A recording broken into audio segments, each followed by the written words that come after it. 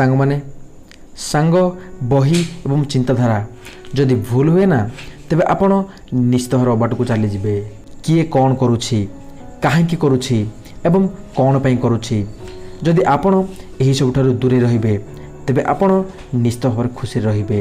सांगमाने गोटे कथा सब बेले मन रख निजर हृदय कथा को समस्त को कहतु नहीं कारण ये झगड़ा सृष्टि होगा गोटे समय लगी न थाए। निजर घरर कथा को केबे भी क्या कहतु नहीं नचेत से माने ही तुमर असुविधा समय तुमर मजाक उड़ाइबे। निजर आंगुठी को सब बेले निजर भूल को गणिबा व्यवहार कर अन्य मान को आंगुली देखाइबा नुहे।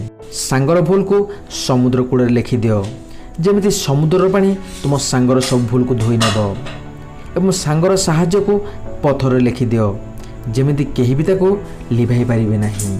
निज सांग उपरे एते भी भरोसा कर नहीं जे जदि काली से तुमर शत्रु हो जाए तेबे से तुमर किछि भी क्षति करि पारिबो नहीं। महिला को बयस एवं पुरुष मानक कमाणी भूल रे पचार नहीं कारण महिला माने केबे भी निज पाई बंची न थांती एवं पुरुष माने केबे भी निज पाई टंका कमाई न थांती। किछि भी कारण हो केही किछि भी कहो केबे भी राग नहीं घृणा कर नहीं जोर रे किछि भी कह नहीं मन को शांत रख विचार कर एवं तापरे कौन कहबो ताहा निर्णय कर। खुशी रहिबार मूल मंत्र जेउठी तुमको केही भी खातिर करिवे नहीं सेठाको तुमे केबे भी जाओ नहीं। जे कथा सुने नहीं ताको केबे भी किछि भी कह नहीं जहाको आपण हजम करि परिबे नहीं ताको केबे भी खांतु नहीं।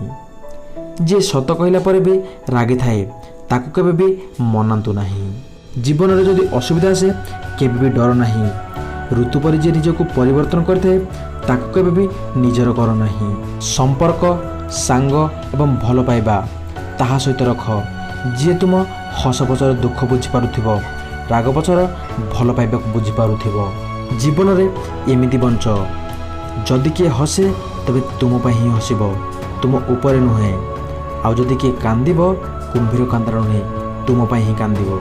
सब बेले लोकों भावना को बुझापी चेष्टा कर कारण बेले बेले लुहर मतलब खुशी होता है एवं हसर मतलब कष्ट होता है। निजर राग एवं पारुआपण तांको केबे भी देखाओ नहीं जी कि तुमको जन्म देइछंती एवं बड़ करिछंती। मन रख मनुष्यर बर्बाद समय सेतेबेले आरंभ हो जाए जेतेबेले पिलार रागरे डरी बापा माँ उपदेश देवा बंद करदेवे।